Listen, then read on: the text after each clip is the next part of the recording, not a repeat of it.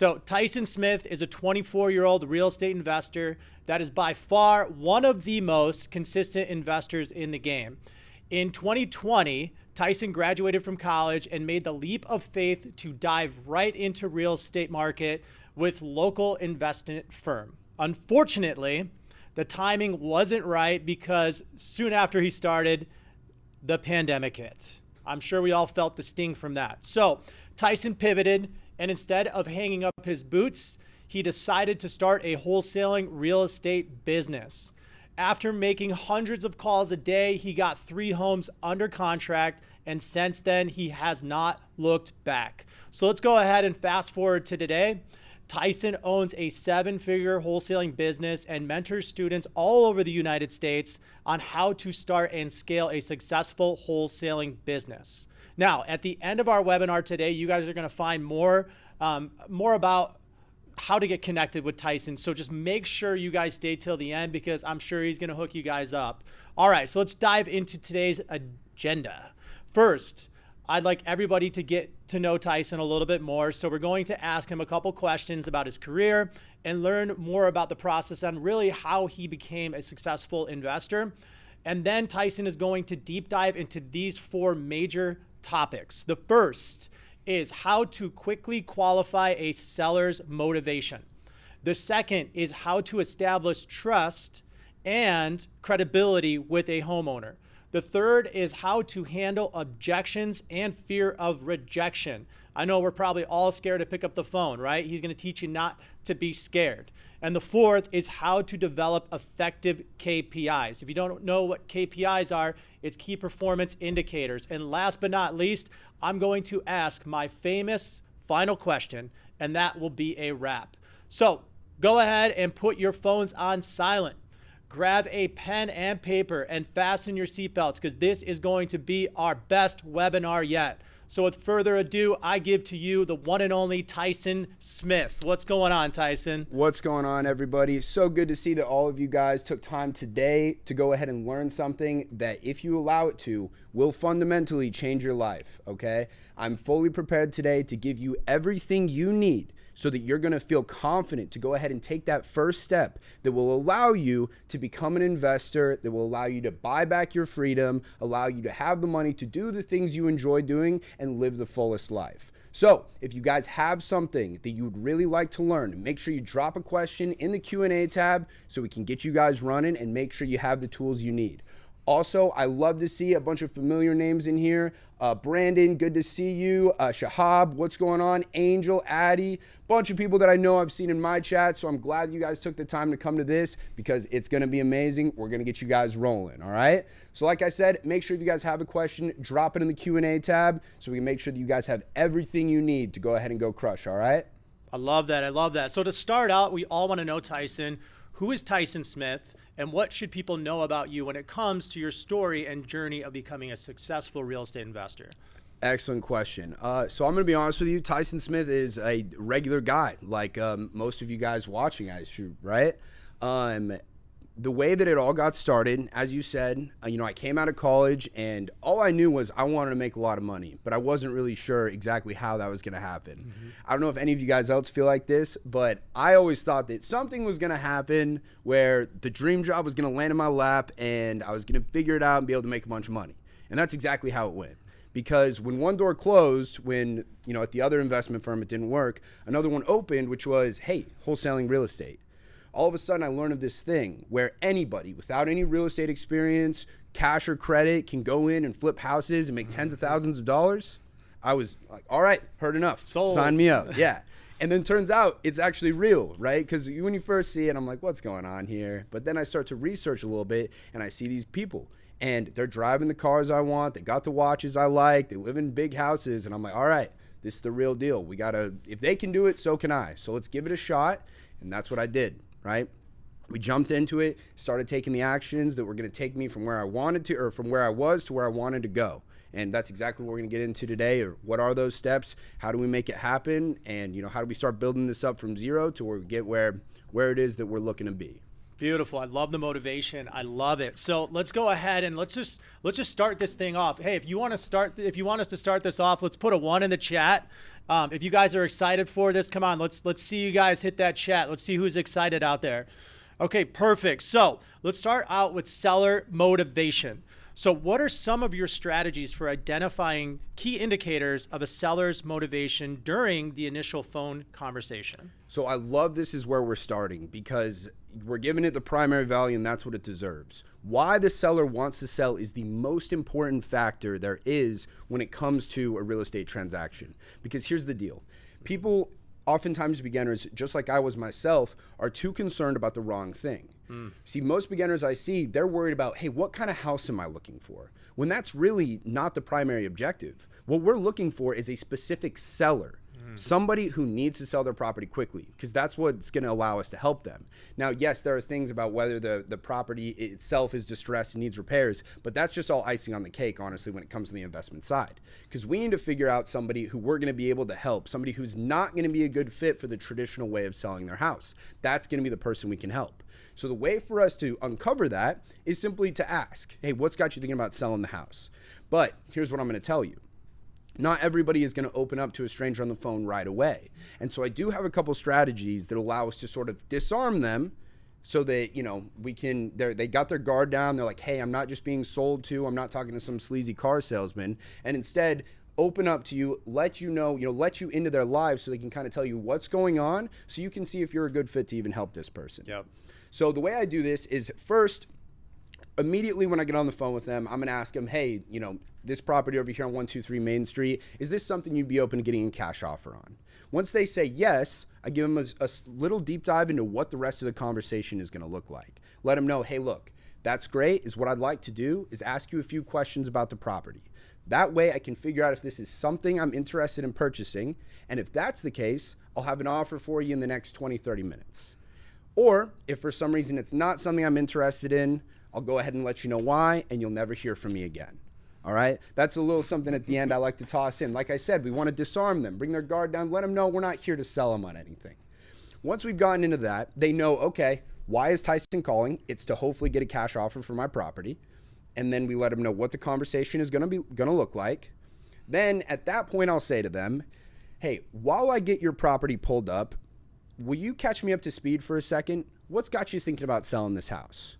Now, again, we disarm them. We let them know it's almost like it's a filler conversation, like I'm making small talk, when in reality, this is the most important thing I'm going to learn from them, right? So then this is giving me time to open up Zillow, go ahead, type in their address, or if you're a pro, you've got batch leads opened up and you're typing in the address there.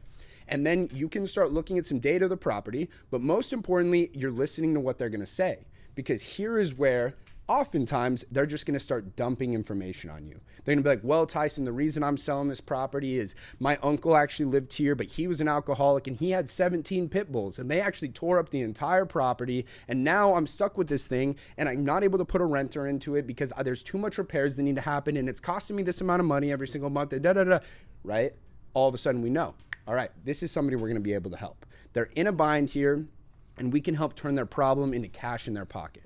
Now, what I'm going to say, not every seller is going to be so apt to open up to you right away. There are going to be times when they say, well, I want to sell my house because you gave me a call or whatever it is, right? They're going to be closed up. That's where we're going to resume to the rest of our conversation that we're going to talk about. But the most important thing is that we are constantly able to loop back into that question. Now, there's a million different ways to ask them why you want to sell your house. And it can be as simple as just asking that question again. But later on, let's say you start to talk about some of these other questions we're going to get into, but they closed up when you asked them why they wanted to sell. We're going to come back to that by maybe saying, well, hey, listen, if you could wave a magic wand, what would be your ideal outcome when you sell this house? Something like that, right? That gives them another chance to answer the same question that's just asked in a different way. Or you can ask them, hey, like, what would selling this house allow you to do? That's another way to get to the same end result, but just with a different starting point. But the key here is to know that in any conversation with a homeowner, it's not step 1, step 2, step 3, step 4. Sometimes it's step 1 and then it's step 6 and you got to go back to step 2 and then you go to step 4 and you got to make sure you loop back around to step 3. It's fluid, right? And that's why it is really important to have a framework that you follow so you can make sure that you check all the boxes. And don't worry, with the rest of the questions we're going to go through today, we're going to be covering my basic framework so you'll have something to follow so you can be confident when you get on that call with the homeowner that you know what you're talking about, you know what to say, and most importantly, you know what you're looking for, because that's what's going to allow you to get in there, get your first deal or your second or your third or your fourth, right, depending on who's watching, but get you going where you want to go. But in conclusion, when it comes to the motivation, my best advice is to start off right in the beginning, simple disarm of saying, hey, while I get your property pulled up, and then catch me up to speed. What's got you thinking about selling this place? And then actually a final point I want to make on this is as they're talking, zip your mouth. Let them talk. Let them go through it all. They love this. People want to be heard. And if you can just for a second be their therapist and all you need to say is, uh-huh, oh yeah, really? Right? Just let him keep going. And the whole time you need to be taking notes, okay? You need to be writing all this down so you can come back because we're going to reference this stuff later. Yeah, there's nothing more powerful than that awkward pause. Oh, absolutely. And you just wait. Right? Well, and then boom, they here's talk. The thing is if you tell you everything. If you can get comfortable with silence, yep. They're going to want to fill that, yep. right? They're exactly. going to want to fill that silence. And the way they're going to do that is by reveal more information, talk to you more about their situation. And the more they're talking, the more you're learning. That's where you want to be, you know, in this game. You want to be on the side of just listening rather than talking and explaining. Correct. So one thing I want to really touch on today is, you know, what are the most common mistakes wholesalers make when trying to really like qualify a seller's motivation, and how can they avoid them? Yeah. So one of the biggest mistakes I see a lot of beginners make when they first get into this is what I was talking about earlier. They're focused on the wrong thing. They're focused on the house. A question I get asked all the time is, hey, Tyson, when I'm pulling a list on batch leads, how do you know that a house is going to be a good one to call? Mm-hmm. My answer is I don't. That's why I call them, because that's where I'm going to figure out if it's good. Yep. As I said earlier, I'm not concerned about the house. I'm concerned about the seller. Is this person in a situation where I'm going to be able to help them out? Yep. So I'm going to say, if you're a beginner, you do not want to fall into the trap of looking at these houses, pulling them up, seeing, okay, what do the comps look like? What's my MAO going to be? You know, don't waste any time doing that, because you don't even know yet when you give this person a call if they want to sell their property, if they're a person that is going to be in a situation where you're going to be able to help them. All of that, the only way you're going to discover that is by picking up the phone, calling them, and asking them if they're interested in a cash offer for their property. Then the details will come that will let us know if this is going to be a good person to go ahead and continue with. Yeah, so let's just talk about like the structure of your questions, right? And how you basically uncover the real reason behind the seller's decision to sell, because it's crucial, right?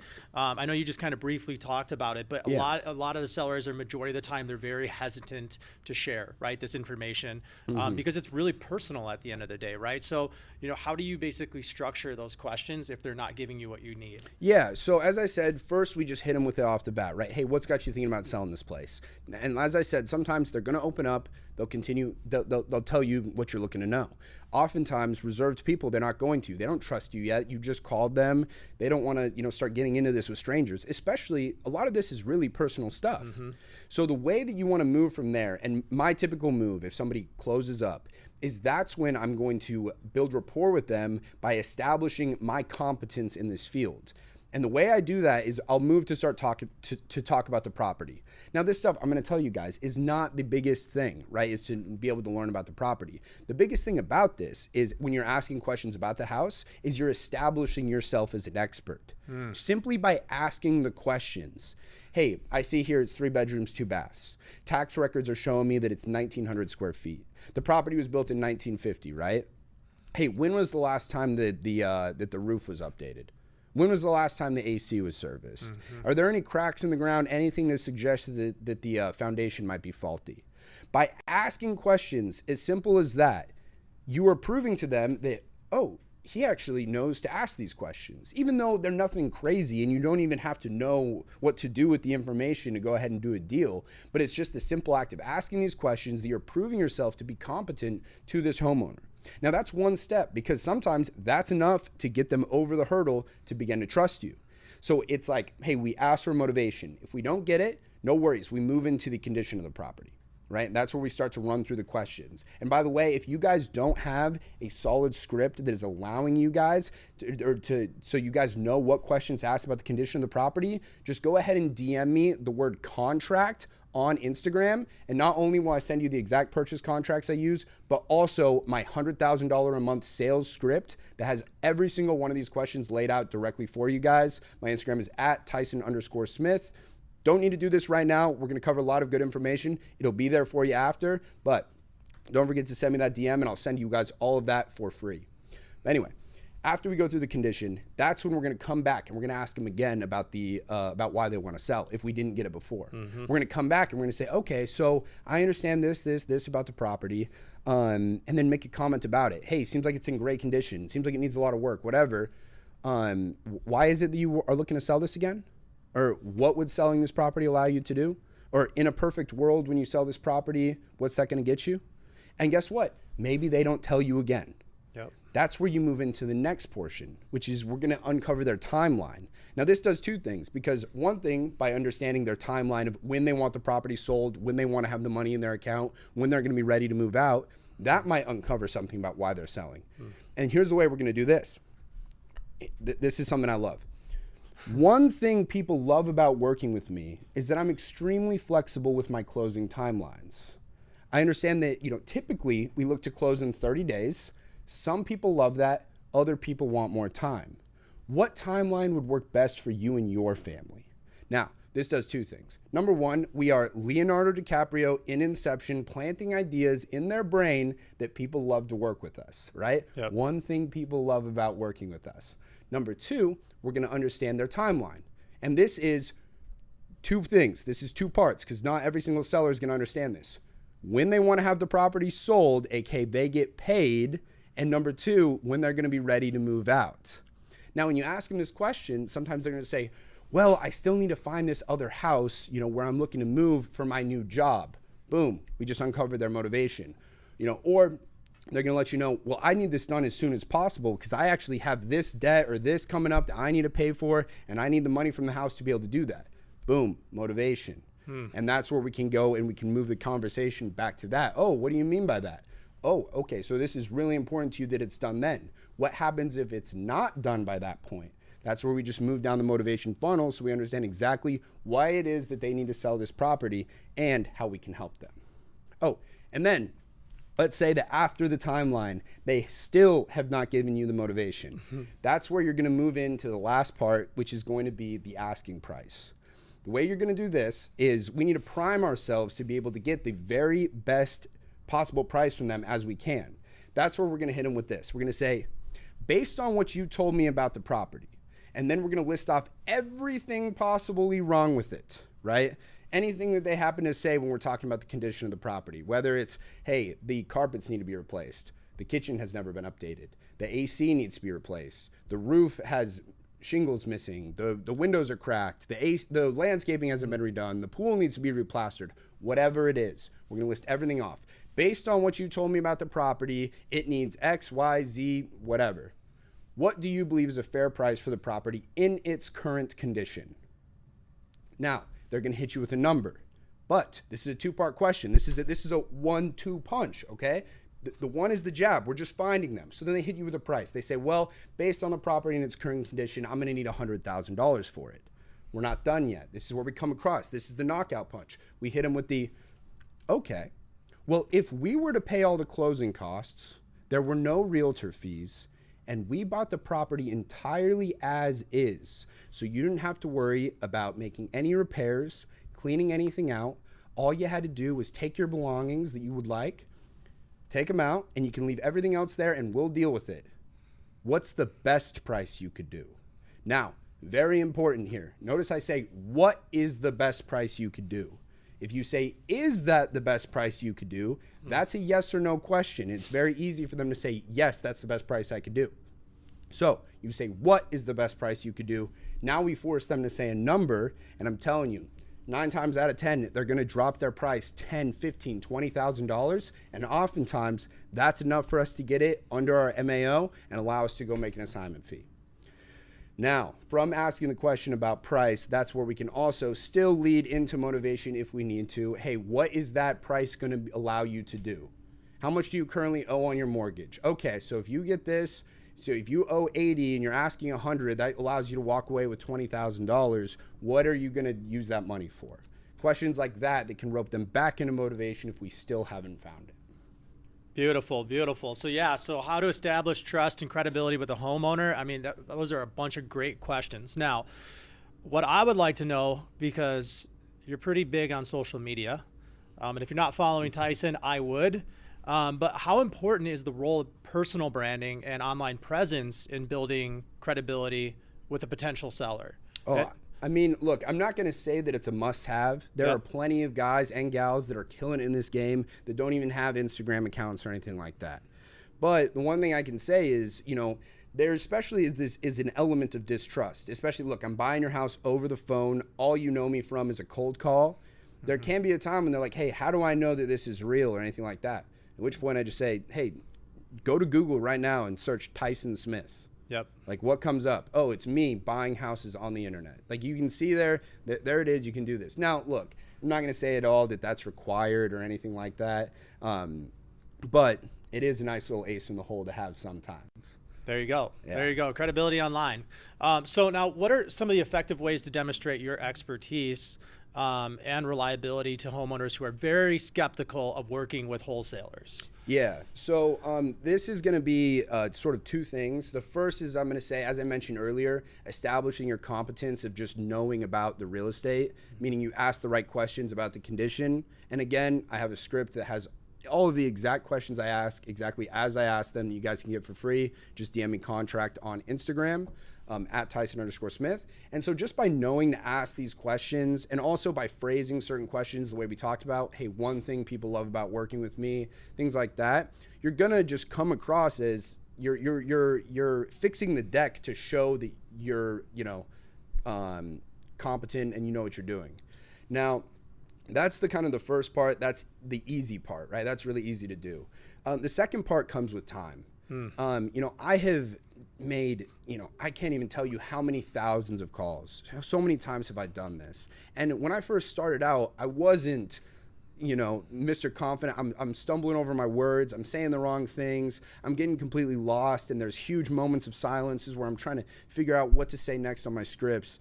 And that's all part of it. You know, and those things aren't going to kill you. It doesn't matter. Like, you know, that's only going to make you better, and it's totally fine. But from doing it time and time and time again, do you eventually start to just build this confidence in yourself, where it just comes across. When somebody asks me a question, I answer it directly. I give them, you know, exactly what it is. I don't sit there and talk and wind myself up and start to paint seagulls, as the Sandler system says, right? I give them the answer. I tell them what it is, but I say it in a way that is confident. Now, this comes with time, right? It reminds me of something that Alex Hormozy was just talking about. Have you heard this story he tells about the pottery master? No, I have not. No. All right. So there's this master of pottery, and he's teaching 2 different classes. And in one class, he says, look, your only assignment for this semester, the only grade that you're going to be based upon is to make 1 clay pot. And you just need to make the most perfect clay pot you can. You only need to make 1. You spend the entire semester making it. And at the end, that's what your grade will be based upon. The other class, he says, your entire grade is based upon how many clay pots you make. Doesn't matter what they look like, anything like that. All that's important is how many you get. Like, the more you have, the better a grade you're going to get. Now, at the end of the semester, where do you think the better pots came from? From the people making more. Right. Yeah, it's repetition, right? You need to iterate on this as many times as possible. Put as many reps in, and that is what's going to create the great clay pot, per se, right? It's not just focusing so much training, trying to get the first one perfect. You just go out and do it, and then that's what's going to build the experience where eventually you are going to become confident. And that all translates on the phone to the homeowner, who is then going to trust you. Beautiful, beautiful. So I know this next one, every single person is going to relate to. And it's basically how to handle objections. And like we just spoke about, the fear of rejection. So what are your go-to techniques for managing common objections from sellers, and could you provide some examples? Yeah, so when it comes to objections, the key here is to understand what are they really worried about, because what people say and what they actually mean are oftentimes two very different things. And the way I really like to get down to this is to, number one, acknowledge what they say and affirm their belief. So they say, like, let's say they say, hey, how are you going to buy my house without ever coming to see it? We're going to acknowledge what they say. Hey, that's a great question. If I were in your shoes, I would wonder how you're able to do that as well. Right? So we acknowledge what they say and we affirm their belief. We agree with them. Yeah, that's a great point.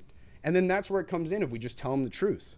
Hey, I'm able to buy your house without ever having to come see it because I have all kinds of data at my disposal showing me recently sold properties, and that in tandem with the conversation you and I are having right now about the condition of your property is going to allow me to plug this information into our proprietary formula that is going to give us our offer for your property. Done. Okay, yeah, that makes sense, Tyson. We move on, right? But here's the deal. That's okay. First part, affirm. Second part, explain. Third part, redirect. Okay. You guys ever heard a politician talk on TV? They never answer the question like directly as it is. They always move it to the way they want to go. So you need to think of a cold call or this conversation as a tennis match. Every single question you ask serves the ball back to their end, and you never want to be caught with the ball. You're caught with the ball when you answer a question and do not answer and you do not ask another question. So it's after that conversation, right after that exchange, they say, hey, how are you supposed to do that? And I say, hey, look, I'm glad you asked. That's an excellent question. I'd be wondering the same thing. We're able to do it because of this, this, and this. So, and then I'll either move into the next part of my script, or if this seems like a really big deal, it's like, why? Have you dealt with somebody in the past who said they would buy your house over the phone and they never performed on it?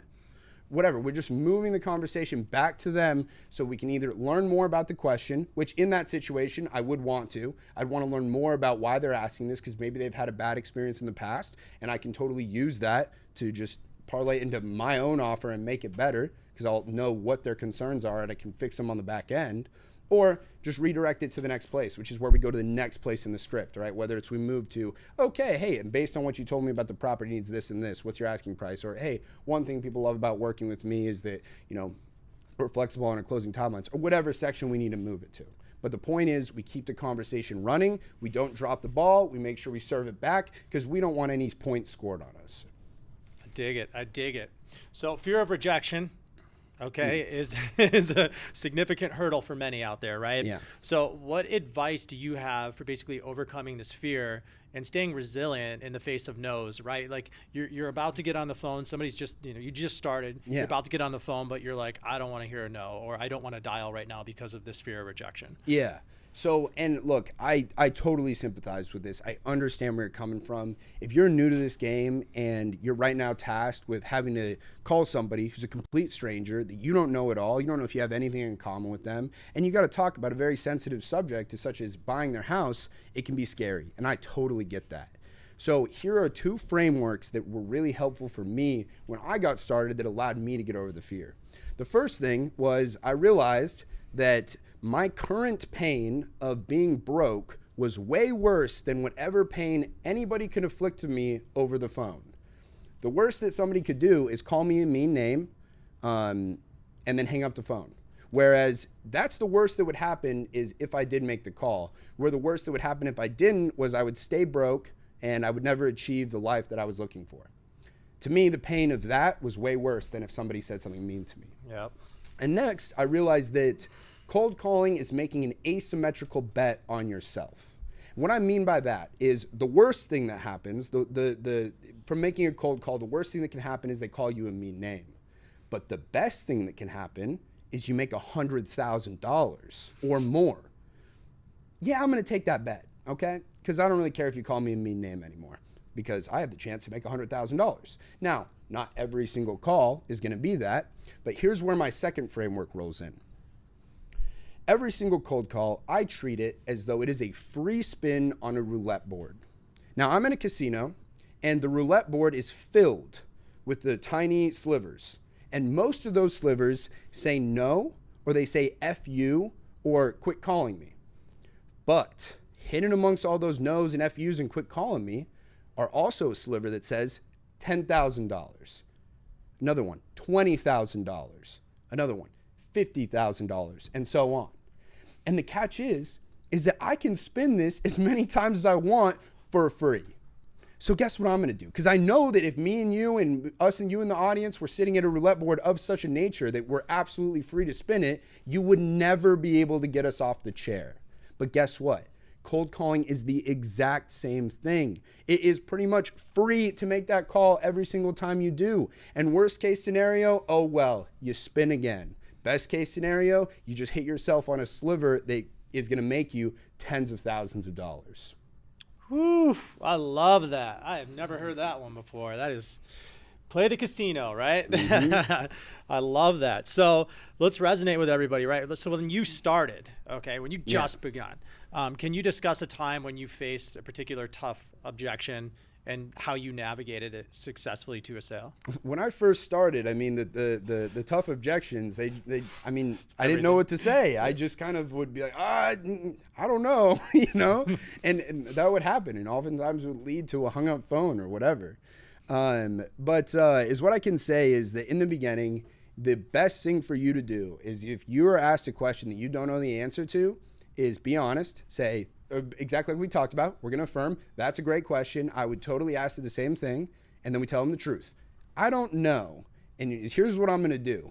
I'm going to go find out the answer and I'm going to give you a call right back when I have it. And then get off, regroup, use the internet, hit up somebody, send me a DM on Instagram. I'll let you know what to say. You'll know what to do. You give them a call back. Hey, I got it. And guess what? That seller will respect you for admitting that you're wrong or that you don't know something and then going out and finding the answer. Because what does that show about your character, right? It's that you're not going to lie to them. You're not going to pretend or BS, but instead you're going to figure out the right thing, and that's how you do things. So that's what I recommend is, number one, don't take it so seriously. Who cares if you don't know? Let them know you don't know, and then go find it out, because there's tons of information out there and there's tons of resources for you to look for, you know?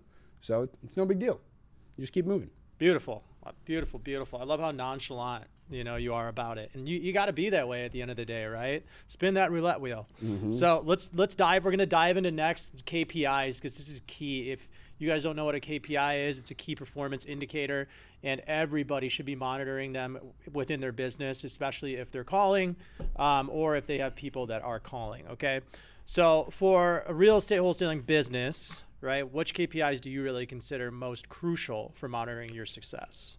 So I think for a business versus somebody who's starting, these are probably two different questions. Yep. I want to talk about somebody who's kind of in the beginning phases of, getting their first deal and you're cold calling. The metric I would shoot for is so when it comes to KPIs, there are leading indicators and there are lagging indicators. Leading indicators are the things that you can stack that lead to the lagging indicators, such as a leading indicator is offers made. The more offers you make, the more chances you have of getting a contract. But the contract is the lagging indicator of making offers.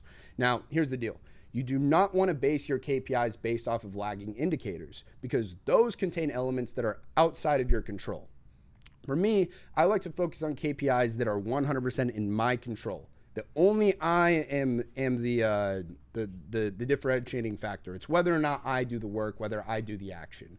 So the easiest one to start off is just dials, right?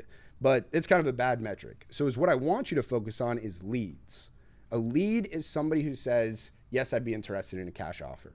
Now, the KPI I always tell people to focus on is your goal should be to get 2 people every single day who say, yes, I'd be interested in a cash offer.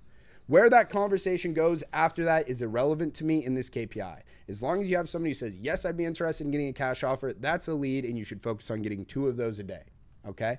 Now, for somebody who is here, not a virtual assistant, but if it's you going ahead and making those calls, it should take you about 50 of those people who say, yes, I'd be interested in selling my house, statistically, to find somebody who is going to be your first contract. Now, it might not happen right away. It might be somebody who says, yes, I'd be interested in selling my house, and then you follow up with them 6 different times, and a month later, you eventually end up getting that contract. But you need to get your base 50, your 50 leads of people who say, yes, I would sell my house. And then you need to routinely follow up with them every 1 to 2 weeks, depending on the situation. Okay. Now, while you're doing that, it's not like you just get your 50 and then only follow up with those people. You keep adding new blood into that, but focus on every single day getting 2 people who say, yes, I would sell my house. And in the beginning, all you need to do is create a Google sheet, and you're going to put name, address, phone number, notes, offer made, and next follow-up date.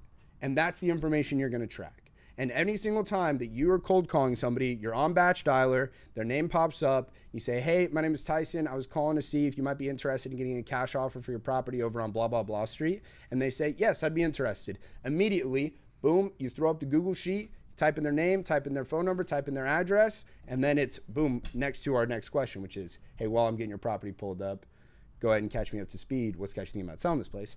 And whatever, you continue. But your goal should simply be, in the beginning, get 2 of those a day. If you get 2 of those a day and you do that every single day, you will get the lagging indicator, the next one, which is, hey, money in the bank account, much faster than you realize, okay? So start with that. Just get 2 people a day. And if you start with a goal like that, it's something I know you can achieve, and it will get you the results you're looking for.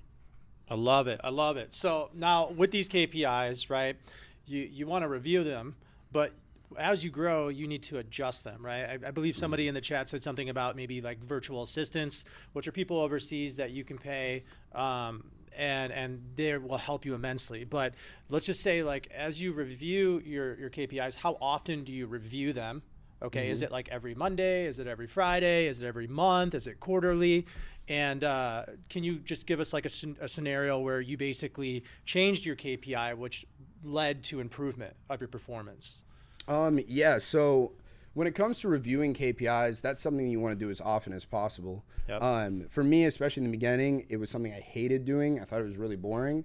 Yeah. And then I started to realize that, like by looking at these numbers, this is how I can make educated decisions about my business to lead me in the direction I'm looking to go. And when you're able to make data-driven decisions based on empirical data, that's when your business can really start to explode. But in the beginning, as I said, we keep track of simple things, right? Of, hey, how many dials did I make? How many leads did I convert? Or how many conversations, how many people actually picked up that I talked to? And how many leads did I get? And then eventually, hey, did I make an offer? How many offers did I get to? But the big change that happened for me is when I started focusing less on the lagging indicators and more on the leading indicators. Got it. When I was, sort of a novice business owner, I'm to a point where, I have employees, I've got salespeople, I've got a team, I've got my acquisitions agents and my dispo agents.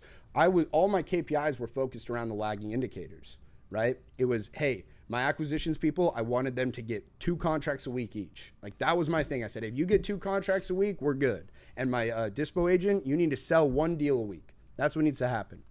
And look, that was fine. But here's the thing is I'm judging them on a yardstick where there are factors that are outside of their control. Eventually I adjusted this to things that were within their control. And instead of saying, hey, you need to get 2 contracts a week apiece, I said, you need to make 5 offers a day. You need to talk to 5 people and make 5 people a verbal offer for their property a day. When I started to do that, guess what? They started to not only hit my lagging indicator of 2 contracts a week, but even exceed it. When I changed my dispo person's KPI from instead of, hey, you need to sell 1 contract a week, I said, you need to get 3 offers on different deals a day. So all of our properties in inventory, every single day, it doesn't matter if it's all on 1 property or spread throughout, you need to get 3 offers on our properties in inventory every single day. We started to do that. Guess what? Not only started to hit his KPI of the lagging indicator of 1 contract a week, but exceed it. Because we started to focus on things that were within their control, or more within their control, I should say, rather than things that, there were other outside factors that influenced whether or not that happened. This is great for a couple of reasons. Number 1, the end result was we did better, but number 2 was employee satisfaction is going to go up because they're going to be able to actually hit their goals and feel like they're doing the right thing rather than falling behind. Beautiful. Wow. I hope this has been helpful and educational for all of you out there. I mean, he's just dropping bombs. I mean, left and right. This is good. Yeah. See, thank you, Landry. It has been amazing. You too, Joseph. So what I'd like to do is we've got about 19 minutes left. I want to go ahead and have him answer some of these questions that everybody has put in the question toolbar so that we can deliver more value to everybody out there. So Tyson, if you just want to start with the top one from Kent, let's go ahead and start from the top and go all the way down. Yeah, so looks like Kent is asking, how many calls should I be making a day? Now, I'm going to tell you, this is kind of the wrong question to be asking. I get where you're coming from, but here's the deal. For everybody's situation, that's going to be different, depending on how much time you have and things of that nature. But really, to answer the question, I got to ask you two questions. Number one, how much money do you want to make and how much time do you have? When I was first getting started, how many calls should I make a day was as many as I possibly could. When I was trying to get my first deal, I wanted to spend every single moment that I possibly could making calls because I knew that that is what was going to get me closer to my end goal. For a simple baseline is if you are 100% dedicated to this and you have the time to go ahead and do it and you're hooked up, you're equipped with batch dialer and you got the leads to call, you should be making 1,000 calls a day. If you're not running off a dialer, you're hand dialing it all, I'd shoot for at least 100. But as you can see, that's why having a tool like batch dialer is just gonna 10x your output. Because a batch dialer is going to make it possible for you to make 1,000 calls a day. I'm telling you right now, you can't make 1,000 calls a day if you're hand dialing. It's not going to happen. But batch dialer will literally allow you to 10x your inputs, making calls, which are going to 10x your outputs, which are signed contracts. And that's a good question for Michael. Michael was basically saying, can you actually cold call without a dialer, or is it better to do it with? Absolutely. And I see he has some concerns about whether or not your area code is a big difference. Here's what I'm going to tell you. Last year, I closed deals in 20 different states, and I'm primarily calling from 480 Arizona numbers. It's not really that big of a thing. Yes, when it comes to calling cold data, and using batch dialer, batch dialer makes it super easy to get area codes that are local to wherever you're calling. And for that, I recommend it, yes. But that shouldn't be something that's going to deter you from making calls. My area code is not the same as the one I'm calling. It doesn't really matter that much. If anybody has a question about it, you say, yeah, hey, how are you going to buy my house here in Indiana from Arizona? It's like, hey, I've identified your area in Indiana to be a good market for real estate investments, and that's where I'm looking to place my money. So, beautiful. Beautiful. Now, next one. I mean, same person, Kent. When you are cold calling, are you using a single line or a triple line? I mean, I'm assuming you're using triple or triple. Yeah. I don't go more than that. I know that there are other softwares that allow you to do more. Yeah. I've found that myself, if I'm making cold calls, handling more than 3 lines at a time is just a bit too much. I go triple line. If I'm calling leads in my system, like for instance, not cold data, but leads who would come into my system at one point or another from something or another, that I'm on a single line. But cold data that I'm just cold calling, we're doing a triple line. Beautiful. All right. You want to jump into the next one? Let's see. I don't have Instagram. Where else can I reach you? Of course. All right. If you don't have Instagram, is what I can tell you is if you want the exact purchase agreement I use nationwide for my virtual nationwide wholesaling, it was written by a very notable real estate attorney here in Arizona, paid a lot of money for it. Either way, it has everything in it that you need to protect you as a wholesaler. You got to DM me the word contract on Instagram. That'll come with that contract, my assignment contract, plus my script. If you don't have Instagram, unfortunately, you're going to need to make one because TikTok. Look, it's free. No, I don't have it on TikTok. You don't? Okay. Yeah, guys, this is how I get more followers on Instagram. I make you guys have to go there to get that stuff. You need an Instagram. Yeah, that way you can squat up with everybody in the chat. Yeah, you got to just make Instagram. It's free. Let's jump into Jeff real quick. Here's a good one. Any suggestions on SMS and skip tracing? All right. So Corley, this is not going to be the answer you're looking for. To be honest with you, I don't do any SMS right now. There's been a lot of regulation, and I don't have a crystal ball, but the way I see it, SMS is only going to get heavier when it comes to regulation. It's a lot easier to regulate a text message than it is a phone call. So I don't do any mass SMS, so I don't have a suggestion for you there. When it comes to skip tracing, look, I'm not just saying this because I'm sitting here in the batch offices, but batch leads has the best skip tracing I've ever used. I'm going to be completely forthright with you guys. I was spending a lot of money on skip tracing every single month, and I decided to go look for a cheaper solution. So I pulled the same 10,000 records and I skip traced it on batch, and I skip traced it on another skip tracing platform, and even a third one. Okay, these are two very popular skip tracing platforms I'm sure you've heard of that were at the time cheaper than batch was. And I submitted one of the skip trace lists, so the batch one to one VA, another one to another VA, and the third one to another VA. And I found that batch outperformed by over a 10% connect rate than the other two different skip tracing sources. So from there, I realized, look, I'm sticking with batch. They perform the best for me, and it's worth it to me to, you know, and even now I should say this, but batch is like extremely competitive on pricing. I don't think you're going to get cheaper skip tracing out there. Anyway, it's worth it to me to get the best skip tracing available, because that means I'm talking to more homeowners. I'm spending less time dealing with wrong numbers and disconnects, and I'm talking to the people who I want to be, the people who need my help. Because here's the deal. The more time you spend talking to the people who are looking to sell their house, the more money you make. Yeah, of course. And I'm telling you right now, your sales team or your VAs or yourself, you're only as good as your data. Yeah. Okay. Now, there's a lot of people that are providing unlimited skip traces out there. Oh. Let's talk about that real quick. Yeah, you can go ahead and go with somebody that does unlimited skip tracing, and you're going to face the exact thing we just talked about. Yeah. Wrong number. Nope. They don't live here. Disconnect.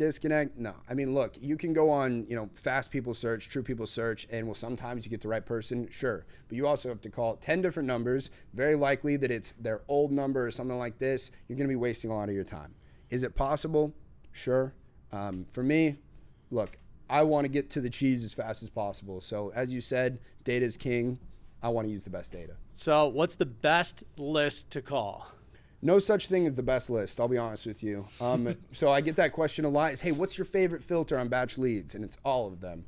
For those of you guys who know me, I'm all off market. I don't do any on market, so I can't speak to that. But when it comes to off market on batch, it's a very simple process. You know, we search the city or the zip code or wherever it is we're looking to target. I'm going to go ahead, filter it by off market. I'm going to grab the pre-foreclosures, the tax defaults, the inherited properties, the vacant properties, and the expired listings. And there you have it. We'll do a couple other filters. We'll make sure we have 50% equity. We'll make sure we have houses with an estimated value of over 100,000. If you really want to niche it down more, we go individually owned, and I make sure that I filter it by single family residential, so I'm not getting other, you know, lots or condos or things like that, which those are totally fine to look for if that's what you do. But I focus on single family because that's where I find the most deals, and that's where I have the most buyers for. That was a good answer. So let's go into the next one. And it's basically, you know, how do you basically get past when somebody has a price in mind, like a fixed price in their head, and they're not going any like lower at this point, right? So this is something that I'm going to quote Brent Daniels on. He says, hey, our job isn't to, it's not to engineer deals, it's to find them. Yeah. When it comes to somebody who has a price in mind that's unrealistic, that's not going to work for you, it's simply to make your offer, do your best to mitigate any contention that your offer might have created, meaning somebody has a price in mind of $400,000, but we know that their house needs a full interior remodel, and the ARV might be $400K, but we know that this house isn't going to sell for $400,000 on the market, and we're offering them $250,000. Now, when you make that offer of $250,000, the homeowner is obviously going to be pretty upset at that moment, and your job is to reduce or mitigate any kind of contention you possibly can. I simply say, oh, you know what? Hey, look, you're totally right. I get it. I totally understand if that's too low. Yeah, no, I understand. Hey, look, we're not your plan A. We're not your plan B. We're probably not your plan C either. But if it comes down to it, you want something you know is a done deal. We'll take care of it. You won't have to worry about any repairs or closing costs or realtor fees. You give me a call. We'll be your plan D. Then that's step number one. Step number two is you follow up with that lead every single 10 to 14 days thereafter. You give them a call later on and you say, hey, this is Tyson again. We spoke last week about the opportunity to purchase your house. I know our offer didn't work out for you. I was just wondering, have you sold the property yet? Oh, you haven't? Oh, why do you think that is? Oh, okay. Well, hey, listen, I was just wondering, is there anything we might be able to change about our offer? Maybe, close a little bit sooner or anything like that we could possibly get a deal done today? And guess what? They might say no again, but you still follow up with them every single day until either they threaten to sue you or they sell the house. Okay? Guys, you do not understand how many deals. There is a very few amount of deals that I get the first time I call somebody. The majority of the deals come from follow-ups where they initially declined your offer, but you still reached out to them every, like I said, 10 to 14 days after you make an offer. Here's one thing I want all of you guys to think of right now. Leads that you have made an offer to now should jump up in priority to be some of the hottest leads that you need to call every single day, whenever it's been 10 to 14 days after you made the offer. And you can lead score in Batch Dialer. That's 100, right? So you put them at 100, you can query all of those and do your follow-up Fridays or do your end-of-day follow-ups and basically say, I only want to call the 100s. Yeah. Right? No, and that's a great strategy to do. Just make sure that you're making those follow-ups with people who decline their offer, because you never know what happened. In between the time you made their offer, who knows how many other people might have called them, also offered them a ridiculously low number, and now their mind has started to change because they realized, oh, maybe my house isn't worth as much as I thought it did. But guess what? You didn't have to spend any time making this person not like you anymore by explaining that their house isn't worth that. You let all these other people do it first, and you did the right thing by mitigating any contention between you and the seller. After you made it, you agreed with them, understood, whatever, stayed on their good side, and then simply followed up consistently so you were top of mind, right? And you're gonna get way more deals doing that. Oh, great. So here's a good one. You ready for this one? Do you leave voicemails? No, I do not. So here's it's going to slow you down. All right. So let's talk about the example of if you're hand dialing right now. Okay. So what I found, because I first started hand dialing when I first got into this, I didn't get my first deal until I switched to a dialer, but we can talk about that later. But anyway, I started off hand dialing, and if you're hand dialing, I would say that the most calls I would make was 120 calls a day. Now, on average, you're only going to get about 10% of people that actually answer the phone. So that's going to be 12 people. So now we're talking about something. What is 120 minus 12? Can somebody 12? Do some math? 108? 108. All right. So 108 people that did not answer the phone. Now, let's say that on average, it's going to take you about a minute to leave a voicemail. So for the whole dial to ring, and then for you have now reached the voicemail box of, Grandma Susie. Hey, this is Grandma Susie. I cannot come. You write the whole thing, and then you leave your voicemail. Hey, my name's Tyson. Calling to see if you might be interested in selling this property. Whatever. That's going to take about a minute. So if only 12 people answer, we have 108 people who didn't. So that's 108 minutes. That's almost 2 hours a day that you spent leaving voicemails. If you do that 5 days a week, that is 10 hours a week that you spent leaving voicemails. You do that every single week for a month, you now spend 40 hours, a full work week, leaving voicemails. I would much prefer to use that time making more calls. That's the way I see it. Tyson, do you call people on the DNC, which is the do not call list? Yes. There you have it. That's a good one. And then how many times would you call through a list before you just don't call it anymore? When the connect rate drops below 8%. Connection rate. But you don't just delete that list, because you're going to want to come back to it 3 months later. The connection rate will go back up again. Got it. Yep, that's a good one. Let's see. What else do we got here? And then we got to wrap it up and do my famous question, which I always do. Yeah, the lead scoring is with Batch Dialer. Let's see what else we got. Do you make offers on multi-million-dollar homes? Yeah, I mean, absolutely. Like I said, the house isn't what matters. It's about the seller's situation that matters. You'd be surprised how many people have multi-million-dollar houses, especially from like places like Southern California, parts of Arizona, where keeping up with the Joneses is a real thing. And they want to sell their house without having to list it on the market because they don't want their neighbors gossiping. And they're willing to take the equity hit on their property rather than have everybody know that they're selling the house. It's a very real thing. So look, if somebody's in a situation where they're motivated, they're looking for a quick, maybe discreet sale, I'm absolutely going to make the offer. Now, if I call them up and they say, I got nothing but time, sure, I'll sell that house because, whatever, somebody gives me the right price for it, Look, I don't need to spend a ton of time. Yeah, it's fully updated. We have everything. I don't care if it sells now or 3 years from now, whenever. Look, no, that's not going to be the person we're looking for. Right? That's why it all comes down to figuring out their motivation, seeing if it's a person who we can help. Great answer. Great answer on that one. So is there a time or day of the week that works best for calling? So I'll be honest with you, at scale, when you have a bunch of people calling, yes, there are certain times when connect rate is slightly higher where it starts to make an impact. But in the beginning, it's really negligible. Look, don't call a place before 9 a.m. Don't call them after 8 p.m. Anytime in between that. And that's local time, by the way, so it differs if you're in a different time zone or whatever. But don't call people before 9 a.m. and after 8 p.m. And any time in there is great. Like I said, at scale, you'll start to notice there are certain times where the connect rate is a little bit higher. Between 9 and 10 a.m. and between 4 and 6 p.m. have always been great times. And also, I will say, we always got a lot of contracts signed after 6 p.m. Evening is a great time because people are home, they're sitting down, they're not at work, they have time to deal with things, get contracts signed.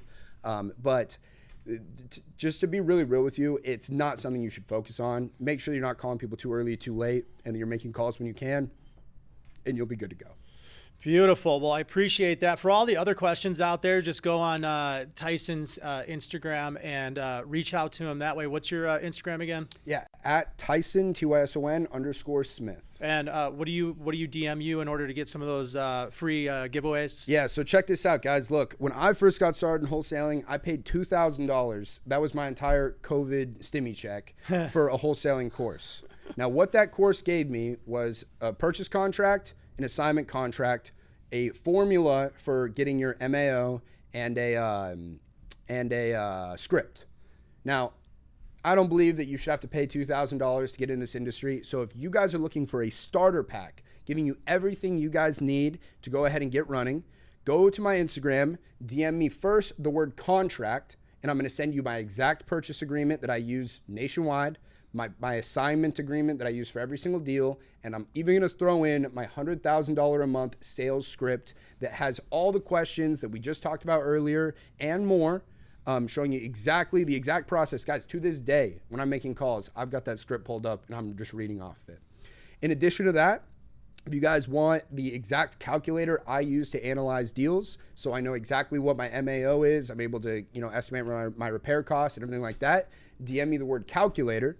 And if you need more help about learning how to implement this all and how I'm using it in tandem with batch leads and everything else to go out and get deals every single month, then hit the link in my bio and you can sign up for the free class I'm doing tomorrow, where I will show you step-by-step how to get your first deal, even if you don't have any real estate experience, a lot of money to get started, or a real estate license or anything like that. During the class we're going to talk about tomorrow, I will show you how to use batch leads and batch dialer to go ahead and get your first deal.